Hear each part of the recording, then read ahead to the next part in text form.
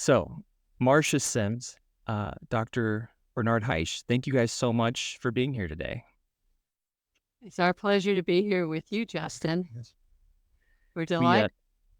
we've been excited about this for a while. I know we've had some near misses on getting you guys on, so I'm glad you're here. Yeah. So we want to talk about the book, The Miracle of Our Universe, A New View of Consciousness, God, Science, and Reality.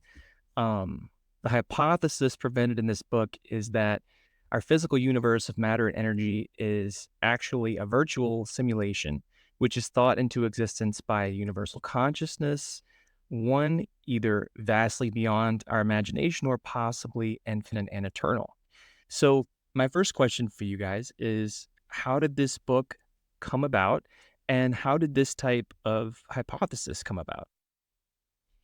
Well, Bernie started thinking about science and spirituality at an early age. He was always interested in being an astronomer. He'd look up at the stars in awe. And he also was very spiritual because he was raised Catholic by a very Catholic mother. So he wanted to also be a Catholic priest. So when he was young, he used to line up all of his stuffed animals on his bed I remember that. and give him communion. But that's where it goes back to there. It does, yeah. Yeah. That's good practice for church, practice the communion. Yeah. And he did study to be a Catholic priest, but he decided to change careers because of women, right? You wanted. That's right. There was something went- very attractive about the girls when I was 18 years old and I didn't really want to be celibate. Didn't really be celibate under those conditions. Yeah. So then he went off to study astrophysics at Indiana University in Bloomington. And then after that, I went off to the University of Colorado to do some postdoctoral work. I got my degree from the University of Colorado in Boulder. Yeah. And I mean, this is now Bernie's fourth book.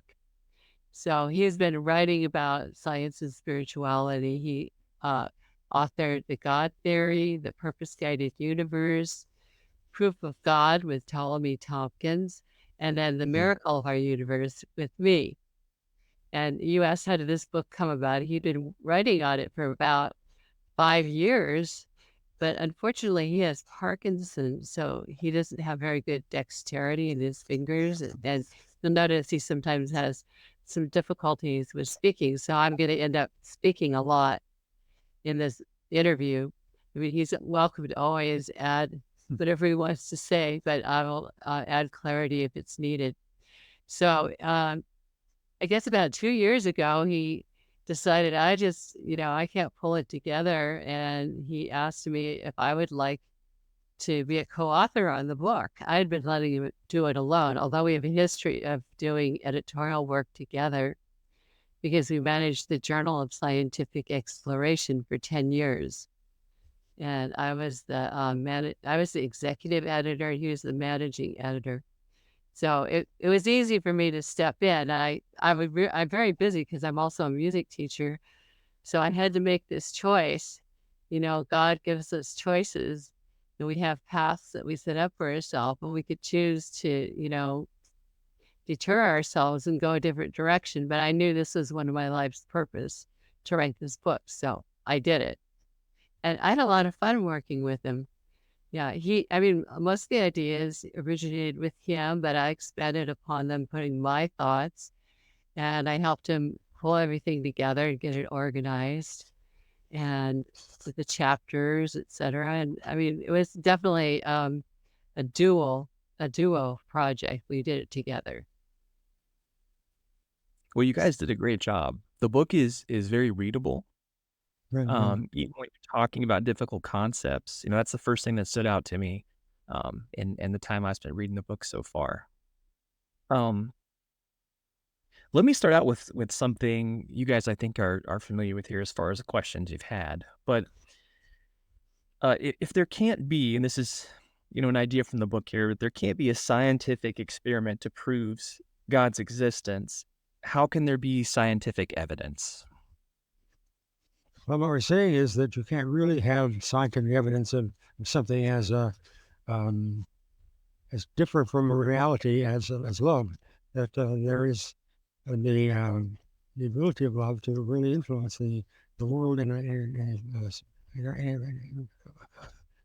a way that is unexpected. I would say that if you look at the role of love in many circumstances, it actually will eventually appear to you as a force like the forces of nature. It's a little hard to understand, but it says that in many of the esoteric traditions, that love is something that is it is a reality and can be used to create things. Well, I'd also like to say, yeah, so you went into the force of love, Right. and yeah, we write about it in our book, and we say love is the strongest force there is. It's stronger than any physical force that is noted in science. And that was God used that force of love to create the universe.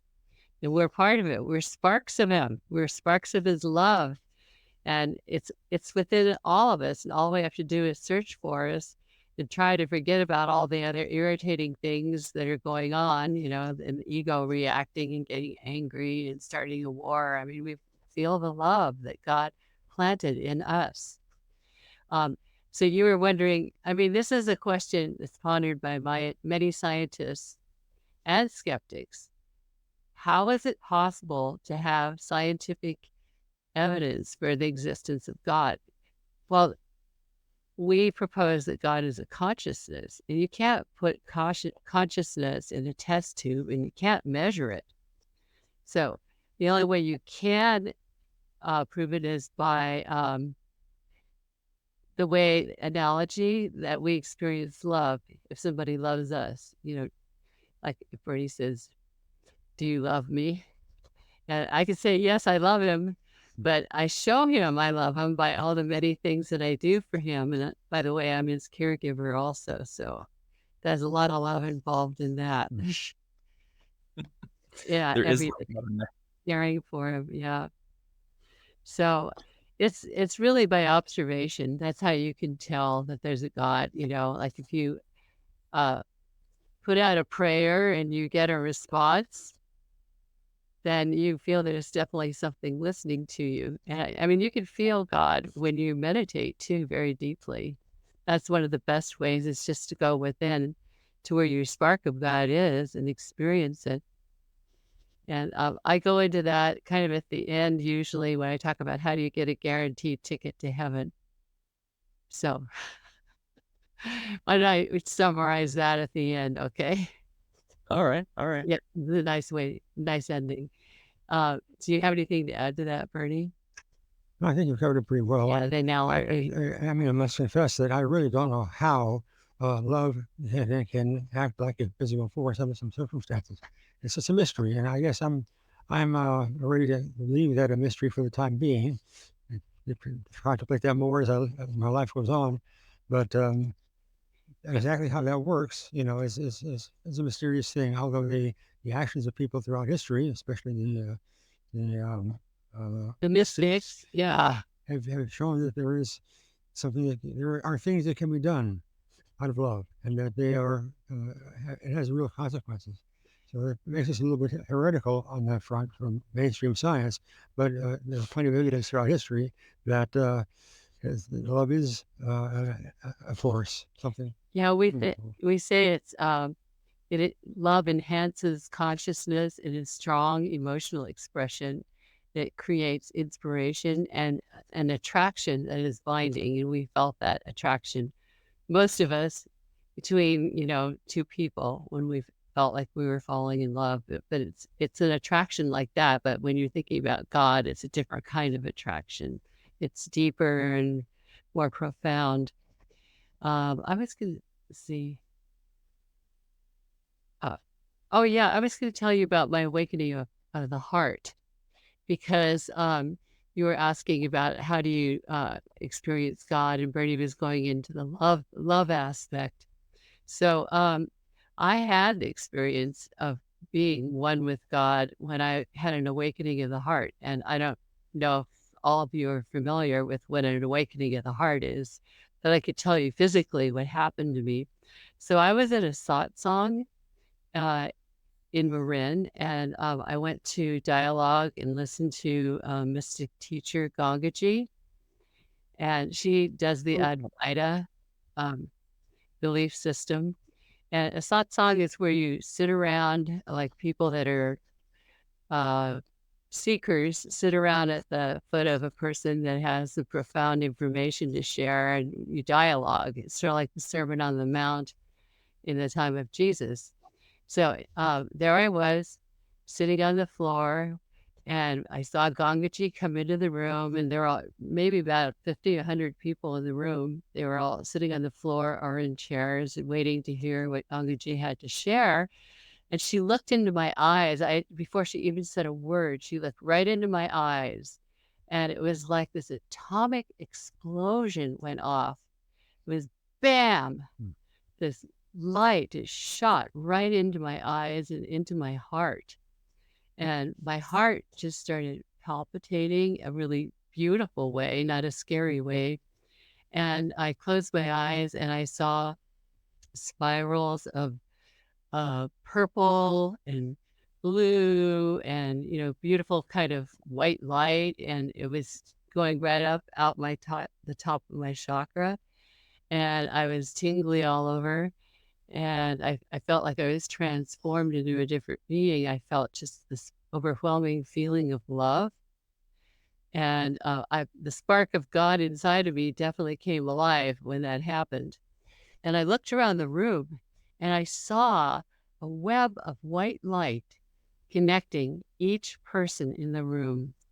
And I could see the spark of God in each person. It was extremely beautiful. And I could see that we really are all one with each other. We're all connected. And so that's how I experienced God. It was a direct experience. And mystics have spoken about the awakening of the heart, but I definitely did have it, and I'm very blessed to have experienced that. Was there any lead up to that, Marsha? Any like, had there been fasting or cycles of meditation, anything like that? Prayer? Well, I mean, I've been working on meditation a long time in my life. I'm also a certified Huna teacher.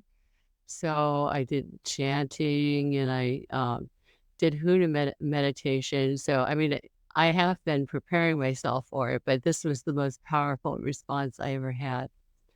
I haven't had one quite as powerful since, but I do meditate very often. And when I do meditate, I do go into my spark of God. I feel this, I get this light inside when I close my eyes. It's sort of like this purple background, and in the very center is this very bright spring green, and it's kind of shimmering. And when I get there, I know I'm as deep as I can get into myself, and then I can connect to God. Yeah, that's my history. Well, I have to say, my history goes back to when I had my near-death experience.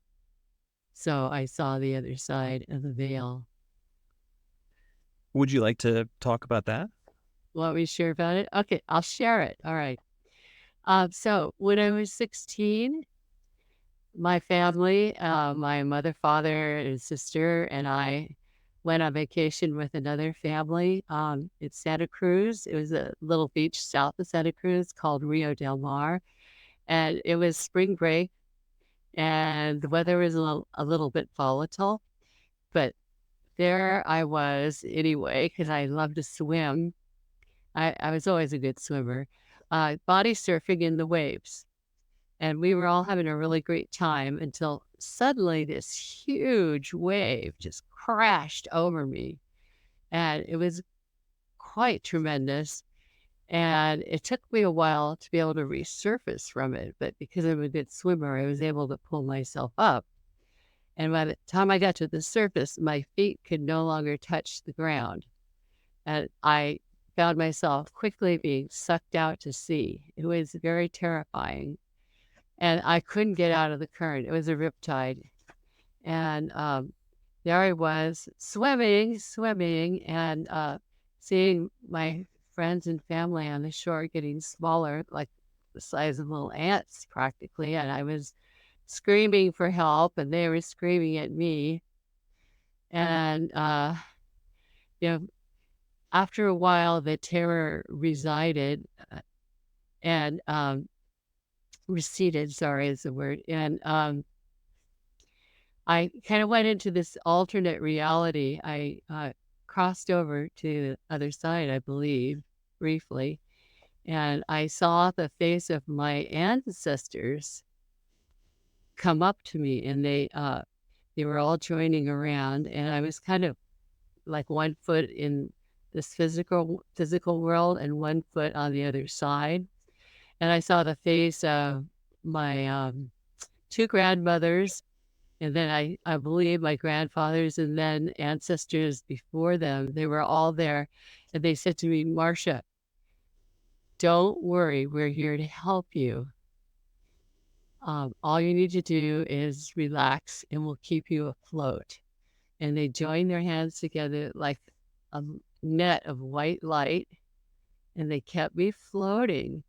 And I felt one with them, and it was very, very real. I mean, they were there right on the other side, supporting me across the veil. And there I was floating in this sea of love and light. And I didn't, at that point, all I had to do was just put my arms back, lie back, and float. And it was actually quite beautiful. I was just lying there, and they said, "Just wait for help. Help will arrive." And pretty soon it actually did. A surfer came up on his surfboard and helped me onto the surfboard. And then he went across the riptide and then circled around back to shore. At the same time, my father had come to rescue me, and he had gotten caught in the riptide, and he had gone the other way. And a second surfer came and rescued him. So our ancestors were with us that day. And since then, I've spoken to a spiritual woman who explained why my ancestors were interested in rescuing me. And I believe what she said is correct, that they have a lot in stake in you because you're part of their DNA. So they want you to succeed. So we were all connected by our DNA, and they helped me. And having this near-death experience, it opened my spiritual vision so that I could experience things, see things on the other side here and there. I mean, it's like a little crack. I don't like full-blown see things. Things come in intuitively, usually often through dreams. But that led me to start being able to experience things like the awakening of the heart. And when I was 19, I had a really high fever, and I was a bit delirious. I sat up in bed in a yoga position, and I went through 32 past lives, is what I believe. So that really opened my mind to the other side. So yeah, like Raymond Moody said, because you just interviewed him, if you have a near-death experience, it opens you up to all sorts of other spiritual possibilities. Yeah, that reminds me, what your story reminds me a little bit of the way Mike McHargue described kind of seeing through the veil, like brief glimpses, not extended NDEs. Because I know you guys have mentioned Eben Alexander, and Yeah. Yes. we spoke to him as well, and his NDE is obviously way more extensive. But Yeah. let me come back to Amazing. yes, it is, and he's a delightful person as well. But so I wanted to ask you a couple of things here. One, you mentioned the Bible verse John 1:1, and I've heard you mention that on other shows in the past, and I was wondering, in terms of, so I guess it's a two-part question. One, in your model of God, how do you interpret that?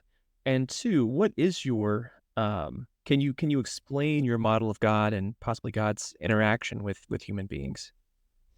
Right. Well, we we're trying to model, and I'm glad you use that term modeling because that's what we are doing. We're creating a model. We're not creating our you know diagonal We're not saying that reality we of God. have the absolute last word on what exists and what reality is. Yeah, we're just laying out a model that would be very useful, I think, to people that want to try to visualize what reality is all about and what God is all about. So that's the context in which to put some of these comments of ours on what the nature of God is. And that's a scientific way of looking at things when you're studying them, is to create models. So yeah, we get our experiences, we get our evidence, and then we develop a model. Bernie is an extensive reading.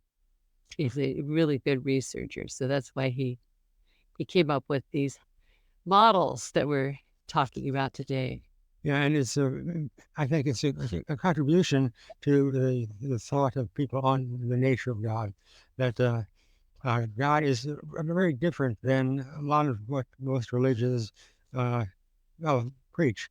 That they preach images of God that are sometimes just patently wrong. Things that like God ordering death and destruction in His name, which you find sometimes in the Old Testament. So we thought that putting out a model was maybe the least controversial way to put something there that will be testable over the years as evidence comes in from what God is and can do. But this is a way to start such a dialogue going until ultimately we hopefully can have better thoughts about what God is than we have now, and those will lead to uh, actually peace and harmony, because that is what God is hoping for us, not to kill the infidels or the other heretics, which is unfortunately you find in many religions. People from other religions. Yeah, well, you asked about logos. So that's in John 1:1. And most people interpret the word logos. In the beginning, there was the word. They think of it as, the word of God.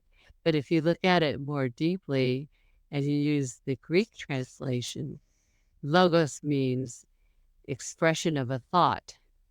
And we haven't really said this yet, but this is one of the premises of our model, is that God is a consciousness and He created the universe with an expression of thought, because that's what consciousness does. So, and then people always ask, well, they often ask, where did God come from? I mean, I asked that when I was like 8 years old to my church minister, and he kind of cringed. I remember. And he didn't know what to say to me. So he said, well, God just always was. And I mean, that's probably the typical answer that you're going to get. But we have thought about it. We've researched it. And we came up with presenting the idea of the mystical terminology of the Ein Sof. And the Ein Sof, EINSOF, is the void or the place of the unknown, where there's just nothing there. And then the consciousness of God somehow emerged from that. We're not sure how, but the consciousness of God emerged from that. And then with His expression of a thought, the logos, He created the universe. And He created the universe by first creating the 0-point energy, which is an electromagnetic force. And He used this 0-point energy to manifest the Big Bang. And Bernie believes in the Big Bang. He definitely believes in the Big Bang. And I don't know if everyone knows what the Big Bang is. And I'll explain it, because I know scientists know, but not every layman knows it. But anyway, he used the Big Bang, which is the way that the universe began from a single point.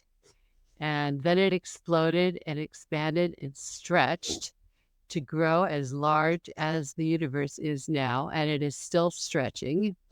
And as a result of the Big Bang, galaxies, star systems, planets, everything evolved out of that Big Bang.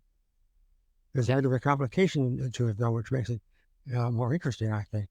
And that is that it's one thing to say, well, the Big Bang happened at time t equals 0 and shot into existence all sorts of things, all sorts of esoteric things. Well, it isn't really, it can't really be expressed that way, because what made the event happen in the first place? You can't really have an event, the Big Bang, created when time equals less than 0. So there is something, a deep mystery here, that either we will discover as time goes on that the time itself is different. It's more complicated than we think. There may be multiple versions of time, but you need something that, in a funny way, precedes itself. So there may be some other form of time that we're not used to, that we have never studied, that will enable something to take place before the beginning of time. And then you get into various contradictions and paradoxes, but I think it's a new version of time, and a more complex one that may be the answer to where the Big Bang comes from, or it may just be there was other physics at that time that could accommodate a time that is not the one that we have, which is a linear. Well, we think of a linear time because that's the way we experience it here on Earth. Okay, it's 11 o'clock. Okay, I have to do this. I have to do the podcast with Justin. So, yeah, let's see. So we didn't talk about how why God created us. And we believe that God created us so that, because we are sparks of God, so that God could evolve himself, herself, through the free will that we have as human beings that inhabit the universe. And I want to just say one thing about God. We use he, but God is not a gender. God is not a he. God is not a she, not an it, not a them, not a they. None of those things, because God is not an anthropomorphic version of us. Many religions have thought that God was very human-like, but we don't present the kind of God that is a desert patriarch who sits on a throne on a cloud with angels floating around him, singing and praising his name continuously. We think of God as a vast consciousness, immortal, and God co-creates the universe through us. Because of our free will, God can create new things. If we didn't have free will, life would be very boring for God, because it would be like a puppet show. Yeah. What good would it be for God to create a puppet show, and he knows everything that can happen in that little puppet show, and just makes it well, it's set running at some point in time in 0, and that is not anything that I could imagine as making me feel happy. Take, for example, something obvious. It's going skiing. Now, suppose God had a notion to go skiing. Well, it's easy for him to, to manufacture a place where that can happen. A ski resort, he might manufacture all sorts of things. But the only thing he can't manufacture is the knowledge and the experience of what happens. He can, in fact, ski down a mountain if he makes himself a spark of a human being. Yeah. Enough money to buy ski equipment to go skiing. So God doesn't have money either. So only we do. God as God cannot experience the physical universe, and yet he created the physical universe because that was something that he knew could be sort of meant to its shape to become a reality that gives the opportunity to experience something that's very, very interesting to most people. It was to us too for a long time. So the creation That's of a God. model you did it for, I think, right? Your previous books have kind of touched on that type of philosophy, right? Right. The whole point of us being here is that we are little sparks of God. We are junior sparks of God, and we can experience all the physical things that are in this universe. And that's the point of it. And the evidence for that is that when most people come into life and born, they have no recollection of previous lives. And why is that? Well, this is a very clever thing that God has done. He can experience the wonder of his universe by creating little sparks of himself, billions and billions of us, that have the capacity to absorb all these wonderful things that can be had in his universe, and therefore God experiences the richness of life through he's coming back for rebirth in life after lives, and in his loss of memory of what he's gone through to come back into life and another life and another life. You mean the people that most people don't remember their past lives. And so it's Right. because you have lost the memory of your past life, generally speaking, not when in my case, but generally speaking, you have the free will to pass some tests that you didn't pass previously because you can make different choices. Passions or just pleasurable things. Yeah. This gives God the means to experience himself. And that's the big mystery of creation. That, in fact, is a not too difficult to understand notion of what creation is all about. It's about having a free will and generated experiences. Yeah. Okay. Well, let me ask you this before I change ask you another question. Okay. What made you land on the phrase "sparks of God"? Well, because Spark of light. It's just that's how I see it, because I saw like little beams, the little tiny things like the spark that starts a fire, a bonfire. I think also It's like a spark. I mean, that's what I saw when I had my awakening of the heart. So somehow having God be let's not take that back. Why don't you continue your thought? the spark of God. Yeah.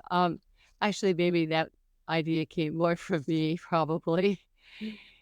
I think Bernie started using that term because I used it because that's what I saw.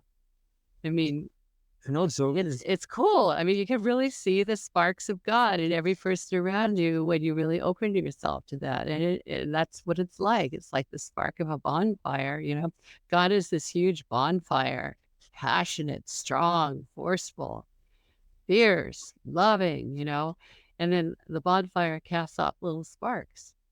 And the sparks catch and they become us. That makes a lot of sense, actually. Yeah, this is very metaphorical, by the way, because God's not really a bonfire, but you can, as a metaphor, you can imagine that. Yeah. The role of light is another critical thing, that an interesting thing, that God created light, and light too it's not dependent upon it, but once it is created, then it goes into the universe at large, and there it has whatever experiences it must become part of, and joining other bundles of light and going forward and seeking new free will experiences. Yeah, we use actually light right now in our current technology. I mean, you can't really measure anything that goes faster than the speed of light. Right. So, I mean, light is the basis of how our society works, really. Light is part of electricity. Our whole world is full of electricity. And all the photons that flow through the wires, create our electricity. Right. From a more ancient perspective, there, God as light is a metaphor that is oftentimes brought into focus. That light is this very, very special relationship to God, because God manufactured it, and it becomes somehow the vehicle to transmit all of the experiences of life, even things that we don't know about yet. There are probably aspects of life and of the physical universe that are pretty different than what we're talking about today, but still it's part of the whole system of experiences, which really centers around the light that God created and the light that God feels. That could get us into the 0-point energy discussion if you want to talk about it right now. That is my next question. I was going to ask if you could discuss it and then tell me what it has to do with your God model. Right. Yeah, Bernie, that's one of Bernie's passions is the study of the 0 point energy. So the 0 point field, that acronym is ZPF, with its attendant 0 point energy, ZPE, is broadly recognized as a vast field of electromagnetic energy. It's also known as the quantum vacuum field, the QVF. And this field represents the underlying energy that is everywhere in the universe, even where there is otherwise nothing but vacuum. It's composed of every wave frequency that exists. Some are long and some are short. It's perfectly random. It is an infinite source of energy, and it was already known to Einstein and Max Planck. We believe that the ZPF can be tapped in a way that would provide humanity with an endless supply of totally clean energy without violating the second law of thermodynamics. Our process has nothing to do with heat. It is electromagnetic. There is a Casimir force that happens when two parallel plates, metal plates, are pushed together by an overpressure of the ZPE from the outside of the plates. The Casimir cavity can be created that takes advantage of this force. Heinrich Casimir, a Dutch scientist, is the person that discovered it. But it was kind of around the turn of the 1900s, right, that Einstein and Max Planck Yes, that's discovered right. it. Yeah. So it can be manipulated. The ZPF can be manipulated through the use of nano-sized Casimir cavities by squeezing out photon energy. We've been talking about sparks of God and photons going through electrical wires, etc. So it could squeeze out this photon energy off of the atoms that pass through the nano-sized Casimir cavities. Electron orbitals of an atom spirals down inside the cavity and photons are emitted. So the process that our company, because I'm part of the company, Bernie is the chief scientist, I am the CEO, and the company is called Jovion, Jovion. And you can find out about us if you go to our website, jovion.com. We have the whole experiment there. We have a lot of supporting evidence. I mean, there has been a lot of scientific documentation and papers have been written about it. But everybody has thought, oh, we can't get the energy out because you can't get energy from something that's less than zero. But you can inside a Casimir cavity. It makes that space less than zero because the longer waves of the ZPF are kept out because it's so small that the longer waves can't get in. So anyway, so the electron orbitals spiral down and the photons are emitted, and then they're going to go up through the gas. I forgot to say there's a gas that's pumped into the system. It's xenon is the preferred gas, but it could be other noble gases. And we still need to do work to develop a prototype. There's been pre-prototypes that have been created, but not the ultimate prototype. So the photons would then be emitted through the Casimir cavity and would go up into a photovoltaic cell, and electricity would be generated. So solar energy is already gathered that way with a photovoltaic cell. So it's not completely wild or different. It's just taking things a step further. So we have called this process, or the device that we would use is called a Casimir generator. I came up with the name Casimir generator. It could be very catchy. We could go, oh, let's go get our CG and turn our car on. So Casimir generator is portable. You don't have to be on a grid. You could run a car on it. You can run your kitchen on it. You can do all sorts of really cool things. But unfortunately, we're having funding issues, and we need to get some more funds so that we can find a proper Casimir cavity and really get the ultimate prototype. We've had surrogate Casimir cavities that we've used, and we've got some interesting results. But you know how science is. You have to get the absolute answer, and it has to be able to be replicated. So we have not been able to get to that point yet. Yeah, we have applied for grants from DARPA, which is the Defense Advanced Research Agency, and with the National Science Foundation. So, that's where we have placed our effort over the last year or two to try to find funding, and we haven't quite got there yet. But We're working on it. we believe that what Marsha has talked about here is the ability for us to attract, or for us to create an environment, a little machine that would be capable of influencing the flow of gases that go through that device, like a cylinder, and that have their energy sort of stripped off by the interactions between the orbital electrons in an atom and the 0-point field. Yeah, and I just explained how the electron orbitals spiral down and photons are squeezed off. Yeah, if you want to see the whole medulla, just go to our website, the one Marsha just mentioned. It's all there. There are published research papers there, and I wrote up the experiment in a way that is understandable to a non-scientist. So hopefully, I mean, I have to say I'm prejudiced because I've been married to Bernie for 36 years, and I've heard all about the 0-point energy for many years. So I probably know more than a lot of non-scientists, but I did my best to make it understandable. And as I said before, that God created the 0-point energy to manifest the universe. So I just would like to add that the ZPF could be thought of as an expression of God.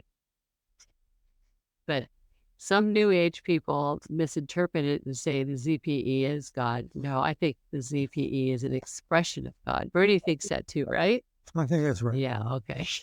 You're going to Be careful about that. unknown territory here because this is really stuff that involves advanced physics concepts and preconceptions following this attempt to explore the 0-point field.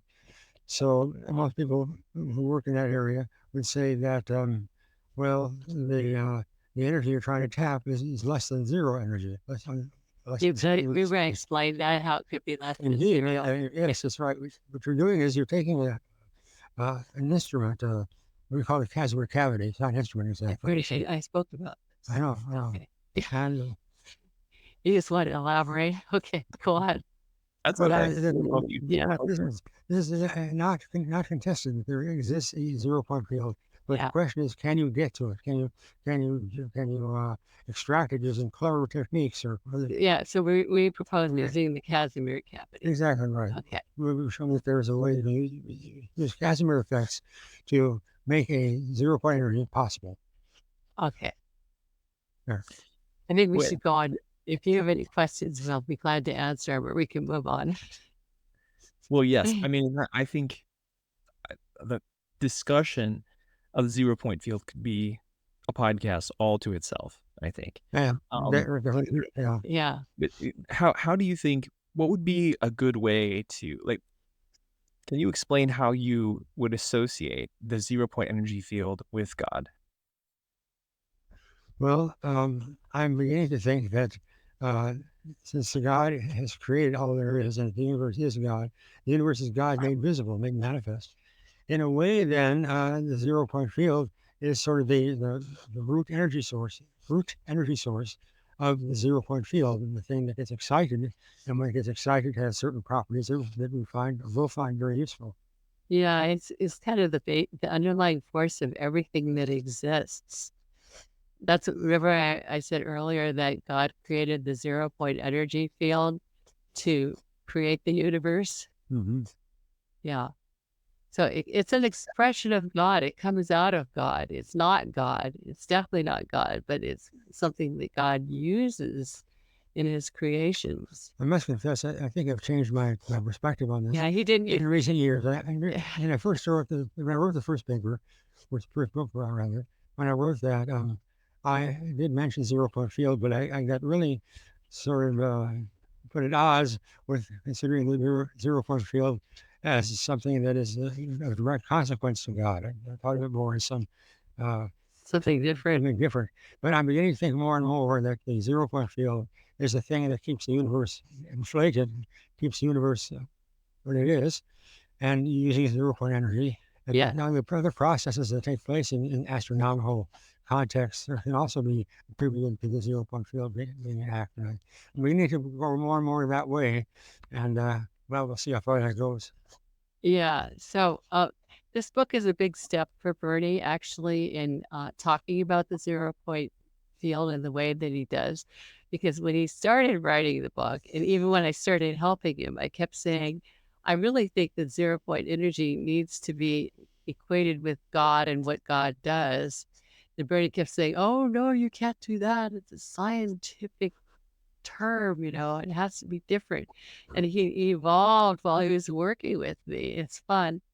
And gradually he started seeing what it was that I had experienced, and he kept going, okay, yeah, well, yeah, I think it is. That's an expression of God. He finally came around. I coaxed him. Yeah. I did. So did Red Wheel Weiser. They saw it too. Yeah, by the way, Red Wheel Weiser is our publisher, and they did I have to compliment them. They did a wonderful job in helping us put together this book. And they saw immediately that there was a very strong connection with the 0 point energy and with God. And they kept asking Bernie questions. I think that opened him up to it. We did, Yeah. We was just doing it, in the process of doing it. Yeah. Yeah. Michael Pye, our editor, was the one that helped us. He was really good. Thank you, It's great. Michael. Shout out to Michael. Yeah. I think, it's got to be of interest to a lot of people, just based on the feedback we get from the show, because with all the publications and the books and the appearances that people like Bruce Grayson and Raymond Moody have done over the years, it seems people are, especially in science, people are more and more open to the idea of near-death experiences and what they could mean. Which leads me into my next question, which is one of our own, because we talked about already the idea of the sparks of God and a universal consciousness. Do you believe we are tied in to God's consciousness but have our own consciousness? Do we not have sort of sentient consciousness? Where do you land on consciousness and where it comes from? I think that it really just comes out of the 0 point field. And the 0 point field consists of millions of little creations that God has made in order to manifest his what he is. But you were asking more like, are we more of like a beehive, we're the mother queen? As I think, is that kind of what you were saying? I think we have our own individual free will. Yeah, the essence of the free will. Yeah, we're connected to God, but we have our free will. So we're each of us, we're our own consciousness, but we're connected to God. Okay. But we don't have, like I said, you don't have to. So before you're born, you decide, on the other side of the veil, what is it you want to do with your next life? So you decide with guardian angels, higher spiritual beings, God, what is it have you accomplished throughout your history, throughout your past lives? What have you done? What is it? Where do you want to go? What is it you want to do? What is it you need to do? Because we always want to evolve ourselves to a higher level of awareness. Generally we want to become better and better. People usually don't want to become worse and lower. They may do bad things. We could talk about that in a separate topic, but we want to evolve ourselves. So we have this path, and we're born into it, and we know. So that would the path that we chose for ourselves might be the part that's connected to God or the Queen Mother, whatever. But because we have free will, when our opportunities come up, we can decide, I will stay on my path, or no, I don't want to do that anymore. I'm going to do something different. So we do have that opportunity to change our path if we want to. You're allowed to choose it. Yeah. You are. We think that in the afterlife, one of the things that happens to you is that with the help of guardians that have been assigned to you, that your whole past life history, going way back, who knows how far, is available to view at that time. And the ability to see where one has come from way, way a long time ago that's the environment in which we have to now make a choice of where we're going next time around. Because there is ultimately no way out of this. In fact, it's probably a very, very excellent system, but it is how the roles of the different lives that you've lived flow together into where you are now. Then you have to make a decision. Well, which kind of life am I going to live in? In the 22nd century. So there's also the concept that we have an oversoul, which is the center of all of our little experiences, and we connect to our oversoul. That's not part of this book, but I've read about it and known about it. So What do you want to, how would you define that? the oversoul is, well, that could be like a queen bee, couldn't it? Of ourself, not of God, but it's like the collection or the concentration of all the possibilities of who we are and who we could be and who we were. And it's just a concentration point, probably. It is a consciousness that spins itself off. Like I, as Marsha, had 32 lives. I don't remember each 30 of the 32 lives as clearly. That number goes into my head. I mean, I have some lives that I really do remember strongly. But you would probably have that memory of that life and all those others to be open to you when you go into the afterlife. Yeah, probably. Yeah. So that's the oversoul is like who I am and who I could be. It's everything comes together in one spot. I had a really interesting recollection of a past life. I saw myself sitting on the banks of the Yangtze River in China, probably about 1,000 years ago. It seems so far back in the distance. I don't know exactly what time it was, but I used to use the I Ching to tell a fortune and look into the future. Well, I was really good at it apparently because I projected myself as that old Chinese man reading the yarrow sticks and saw Marsha probably 1,000 years later because I went back and saw the eyes of that seer and he saw me and we were connected. So maybe that helps you to see what the concept of the oversoul is. It brought us together in that experience of mine. It would be interesting for our listeners because it's never been mentioned, so far on the episodes we've done. So I appreciate that. Okay. Let me ask you guys another question that kind of is a little broad, but I feel like you'll have some thoughts. As we talked about, I think we talked about earlier, we did talk to Dr. Eben Alexander about his experience. And obviously there's some scientific value to his experience because of where he was and his lack of awareness throughout that NDE that he went through. Can you tell me why you feel like his story is of interest? Like what his story offers that maybe contributes to what we're learning about consciousness and NDEs?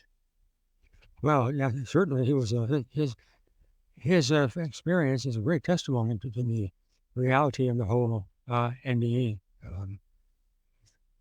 The whole NDE experience and concept. And he's very respectable, very highly praised scientist. And he's a neurosurgeon, PhD neurosurgeon that was very skeptical of anything mystical. I mean, he was very much a nuts and bolts man before his NDE. I mean, he thought we were all just chemical reactions.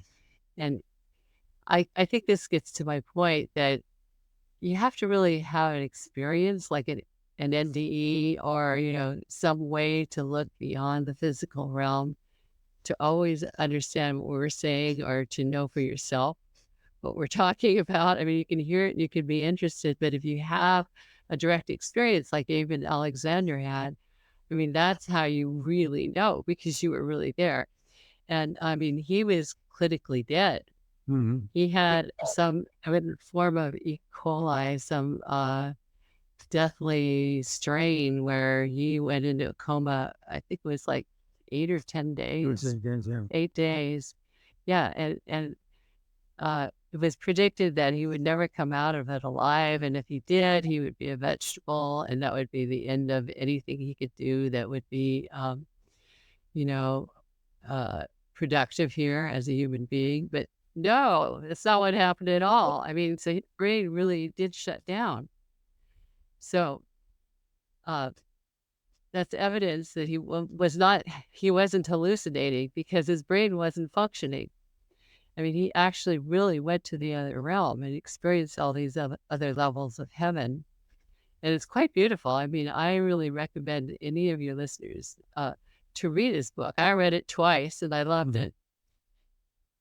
Yeah, So, it is. yeah.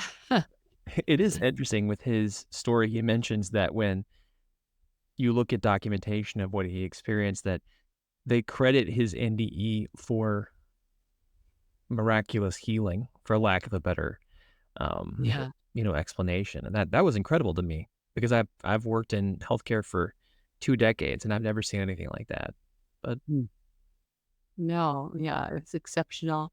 I think that he was put here to inspire us, to help open us up to maybe the transformation that's coming upon us. I mean, people keep saying, oh, the human race is going to a new level of transformation where we're more spiritual, where we're, experiencing the better, more beautiful things, beautiful side of God in our nature. So maybe that's why this happened to him because he is so intelligent and intellectual, and he was able to remember everything that he experienced on the other side of the veil and he could write about it. So, and we know the person that helped him write it, Ptolemy Tompkins. So we believe everything that that book as we know the people. So, yeah. well, let me ask a question for both of you, and then I'm going to get back to your kind of topical, some things that we wanted to go over in this interview. But since, I guess particularly for Dr. Haisch, you've written several books, and when you write a book and say something like The Proof of God, I wonder if you received criticism from colleagues, and if so, do you still, or are people more accepting at this point? I think the world is becoming more accepting of this. As for me personally, it turns out that I had the opportunity to start thinking about these topics rigorously and thinking about writing them. But at the same time, it was possible for me to leave my career at Lockheed. I had a career going as an astrophysicist at the Lockheed Palo Alto Research Laboratory, also now called Lockheed Martin. And I spent 20 years there doing research that was funded by money that came from primarily NASA to Lockheed to me. So what was I going to say here on this? He would know if you had criticism. Oh, yes, right. I don't think he really has. Some scientists may kind of look at him as scans like, is that what you really believe? They don't really go after him. I sort that out. And I never had this opportunity between now and the end of my life, whatever that is. I can do what I want to do, which in my case, at least so far, seems to be writing books. I can do whatever I choose to do. And that has set me up to do some serious thinking about things like the afterlife. And it's been very interesting, very worthwhile to be able to spend my life looking at things that really matter. Yeah, he hasn't had any vicious attacks, really. No. Yeah, well, Bernie is a But pretty likable person. no, If scientists don't, if they don't go along with his theory, they kind of just, okay, well, maybe, I sought out people to give me feedback that we Yeah, you haven't looked for it either, right? had to look for it. He hasn't got head to head with someone like James Randi. Yes, Yeah, I can walk away from why that. do it? I can walk away from that because I don't need someone's money to do this, and I don't. Someone's not really going to spend any time to think deeply about what these concepts mean. Then why should I go and punch his balloon?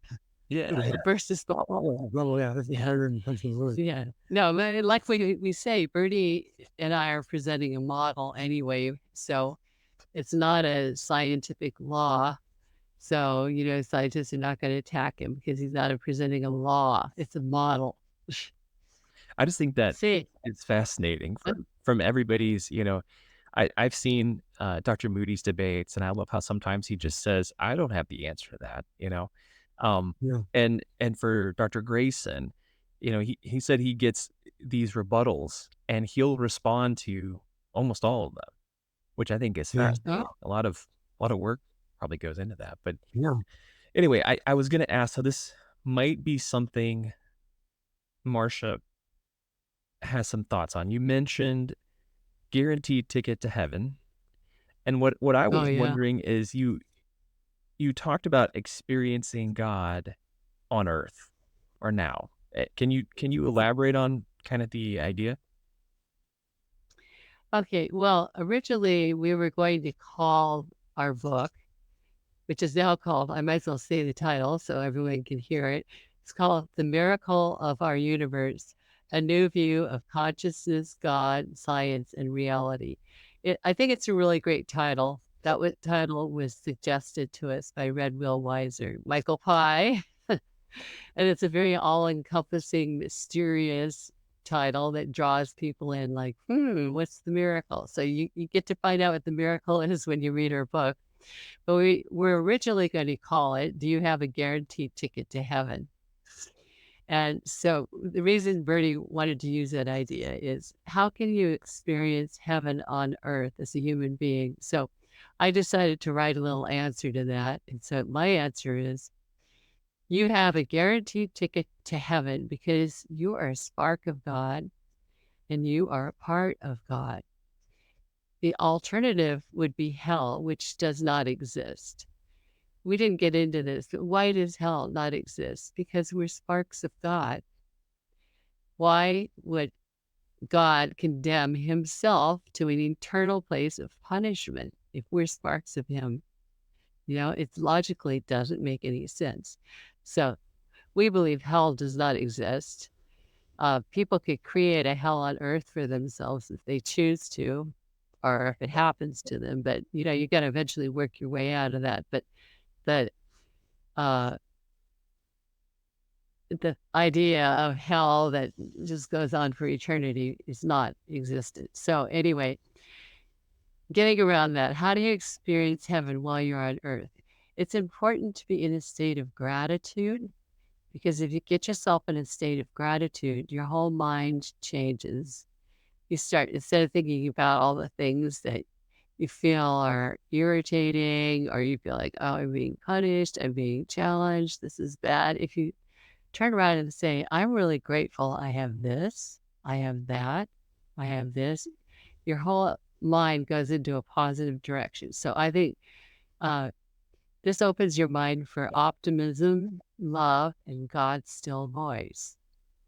So the good news is that anyone, even you, can achieve this if you take the time to still your mind in meditation.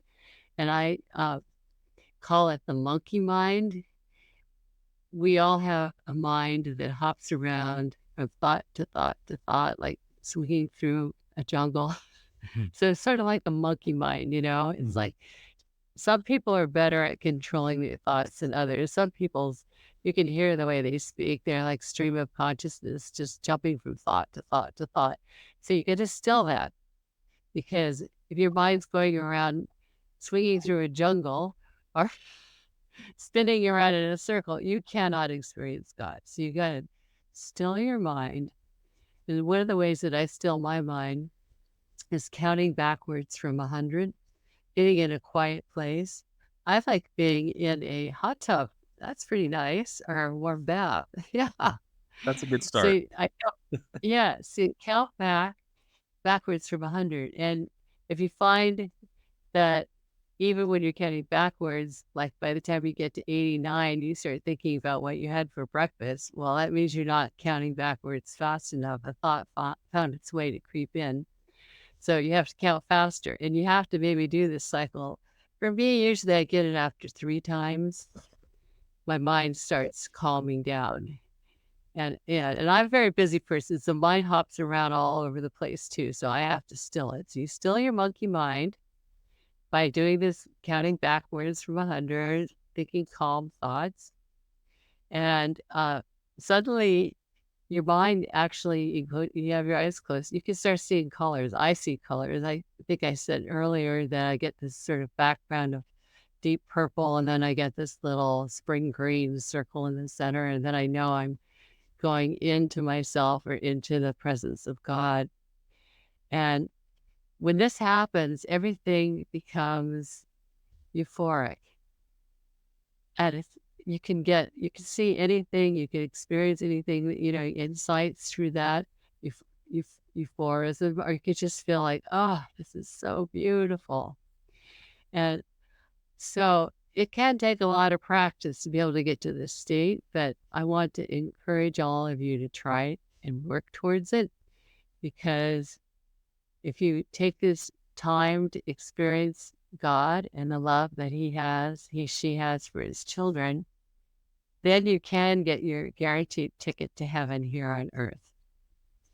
And if everyone does this directly, dialoguing with God on a daily basis, our world would be catapulted to a higher level of awareness, and the human race would become ever more enlightened, and there would be peace on earth, which would be wonderful. Mhm.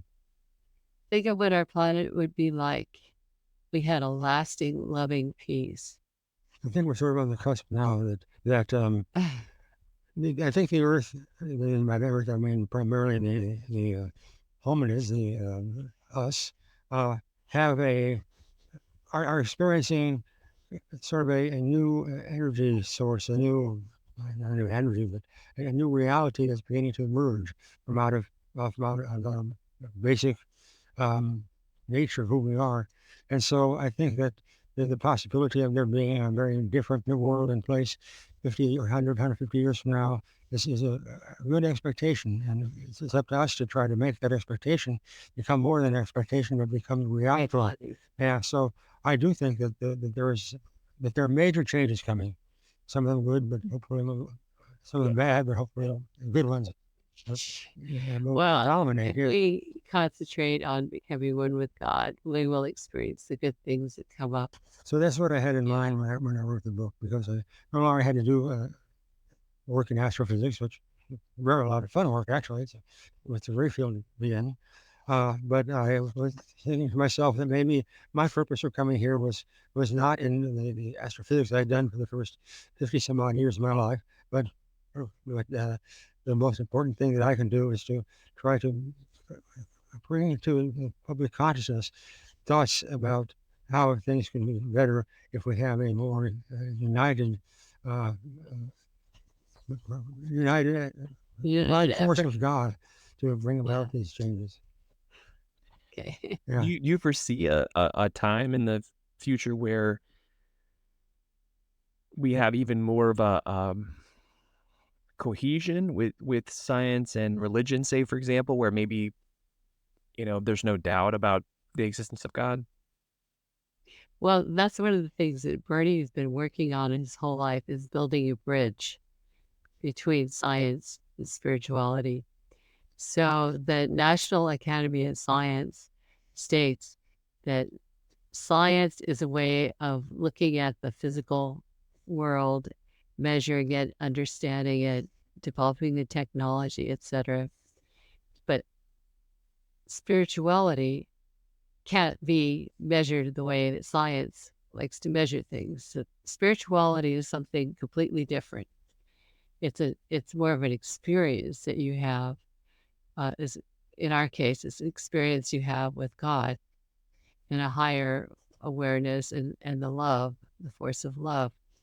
So I I hope that there are going to be, we hope, right? And we hope this book is going to help build the bridge between science and spirituality. Um, the National Academy of Science said that science really cannot say anything about spirituality. And that's probably where a lot of the difficulties come in. That scientists who only work on their scientific projects can't see another way of looking at reality. So we're trying to show them other ways of looking at reality. You can do both. You can do science and you can be spiritual. And Abel Alexander is an example of one of those scientists, and so is Raymond Moody. Yeah, I think that's a great answer to that question. Okay. Those guys do such a good job of doing that. And Yeah. also, And Bruce Grayson, yeah. I'd credit the two of you as well, because I know that, both of you put in a lot of work on this book. And yeah, I would hope that we see more from you, honestly, the two of you in the future. But I don't want to take too much of your time, but I do want to ask you as a final question here. Yeah. What would you say, what would you want people to take from the book? People are going to go out and purchase the book. What do you hope that they gain from reading this book? Well, I hope that it should generate some new kind of thinking in the lives of many people, because I think that religion has both locked into the society, the thought that religion is the only thing that could possibly be spiritual, and it's probably not spiritual anyway because it doesn't exist. Well, religion is a set of rules that are developed by the high priest of that whatever faith you're in. And it's not necessarily the spirituality that God shares with us. I mean, religions can lead you to God. Don't get me wrong. Don't get us wrong on that. But it's the rules and the dogma that separate us, because people trapped in certain religions seem to look at the other ones and say, well, you're not going to go to heaven. I'm the only one that's going to go to heaven, right? It's very judgmental. So we're trying to create this spiritual bridge between science and spirituality, and I guess a bridge between religions too, because all religions should lead to the same path. They should go down a path, lead to the same ending where we become one with God and we see that we are sparks of God. I think the ego gets in the way of a lot of the problems in the world. For instance, what's going on in the Middle East, each side thinks they're right. Yeah.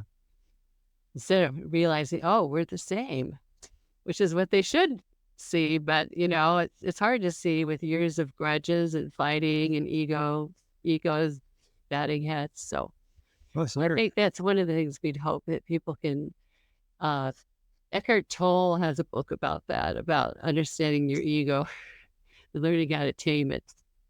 Is it I recommend his too. Which and I would say that the Untethered Mind, that one? Is it A New World or something? Okay. Something like that. Yeah. You can find it if you Google it. I could find it right now.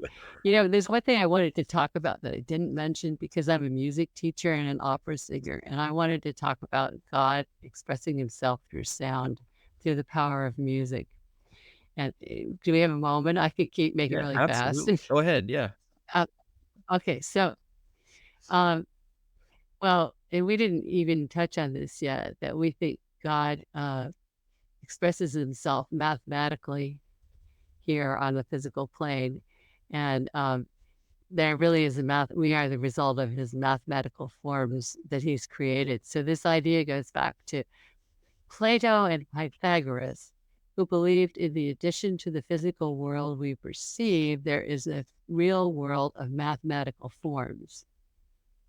Examples like pi, the ratio of the circumference of a circle to its diameter or the speed of light, I mentioned earlier, 186,000 miles per second.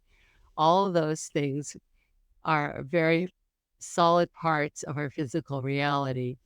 And music is closely tied to mathematics through harmonics. Johann Sebastian Bach, the father of modern music, devised a system of tuning musical instruments that's based on mathematics. In his system, the 12 notes of the octave of the standard keyboard are tuned in such a way that it's possible to play music in all major or minor keys without sounding perceptibly out of tune. Each step, each half step is the 12th root of 2. And there are other aspects of music, such as rhythm, time, signature, and other notations. Any of you who study music will know what I'm talking about. You can see I have a little chart in the book, so you can see all the mathematical relations within music itself. So this mathematical nature of music makes me wonder whether God uses music as a mathematical expression through sound, or is it possible that music is mathematical because the universe was designed by a pure mathematician? So music has the greatest influence on us of anything abstract in the world, and it undergirds all of society. It's impossible to get away from it. Everywhere you go, you hear music, from Muslim calls to prayer, to classical symphonies, to operas, one of my favorite, to rock and pop and rap. And one hymn even claims that all nature sings and round me rings the music of the spheres. So perhaps by music, by its mathematical nature, it's a universal expression for civilization in God through sound. And you think about it, when the Logos was spoken, one of the other interpretations, there's sound in that. So I think that's important to include music in the creation of the universe. And of course, I'm very biased because I teach music, but I find it wonderful, wonderful way for therapy with all of my students. And I recommend it to everyone. Well, it creates a fascinating sort of merging of ideas between you and Dr. Haisch with your backgrounds. I really appreciate that explanation, Marsha. Thank you. Oh, good. Okay, good. Well, I mean, I appreciate both you guys. We all do. Encourage everybody to pick up The Miracle of Our Universe because it is a great book. Well written. And Right. yeah, I can't thank you guys enough We have, for taking the time to do this. we have we have a website and a Facebook page, I should tell you. Yep. So the website is www.themiracleofouruniverse.com. And our Facebook page is The Miracle of Our Universe. And is there And I also Instagram page is Marsha Sims 40, MARSHASIMS 40. I was the 40th person, I guess. It just happened. well, what about your project? You said that there's some funding required for the work that you're doing with the 0 point field. Is there anywhere that someone could go to donate or help if they wanted to? Yeah, we are looking for an investor. So we figure this device that we have conceptualized has a tremendous potential for the future. And a distance viewing investor might see that. So at the moment, we're at the stage where we have to find that right person, that angel investor, or maybe even not the angel. Yeah, we have a website, and there's a page what you can do if you are interested in investing or becoming part of the movement. It's just www.jovion.com. There's a page there. Yeah. Yeah, that'd be great, Justin, if you could put up the websites I mentioned. And if anyone wants to study music, you can go to marshasimsmusic.com. I give FaceTime and Skype lessons, so it doesn't matter. You could be anywhere on the planet. I can give you a music lesson. That sounds great. Well, I appreciate you guys. Thank you so much again. Yeah, and hopefully we can talk again in the future. Good, that'd be great. That'd be fun. Yeah, okay. Glad it worked.